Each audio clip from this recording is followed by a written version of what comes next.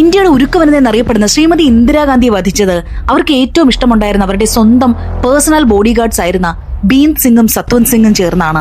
1984 October 31 രാവിലെ ഇന്ദിരാഗാന്ധി തന്റെ സുരക്ഷാ ഭടന്മാരുമായി ചേർന്ന് ഒരു ഫോറിൻ ടിവിക്ക് ഇന്റർവ്യൂ കൊടുക്കാൻ അവരുടെ സ്വന്തം വസതിയുടെ മുന്നിലുള്ള പൂന്തോട്ടത്തിന് നടുവിൽ കൂടി നടന്നു വരികയായിരുന്നു. ഇന്ദിരാഗാന്ധിയുടെ പേഴ്സണൽ സെക്രട്ടറി ആയിരുന്ന RK ധവാനും മറ്റു സെക്യൂരിറ്റി ഓഫീസേഴ്സുമായി നടന്നു വന്നിരുന്ന ഇന്ദിരാഗാന്ധി പെട്ടെന്ന് ഗേറ്റിനരികിൽ അവർക്ക് ഏറ്റവും പ്രിയപ്പെട്ട സുരക്ഷാ ഉദ്യോഗസ്ഥനായ സത്വന്ത് സിംഗിനെ കണ്ടു. തനിക്ക് വളരെയധികം വർഷം ബന്ധമുള്ള സത്വന്ത് സിംഗിനെ കണ്ട ഇന്ദിരാഗാന്ധി കൈകൂപ്പി പുഞ്ചിരിയോടുകൂടിയാണ് നടന്നു വന്നത്.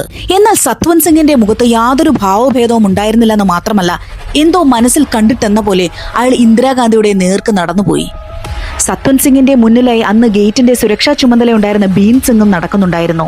ഒട്ടും പ്രതീക്ഷിക്കാതെ ബീൻ സിംഗ് ഇന്ദിരാഗാന്ധിയുടെ നേർക്ക് 3 തവണ വെടിയുതിർത്തു.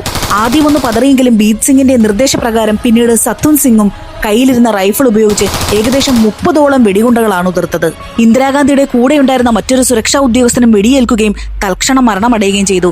3 വെടിയുണ്ടകളേറ്റ് തറയിൽ പിടഞ്ഞുകിടന്ന ഇന്ദിരാഗാന്ധിയെ ഉടൻ തന്നെ ആശുപത്രിയിലേക്ക് മാറ്റി.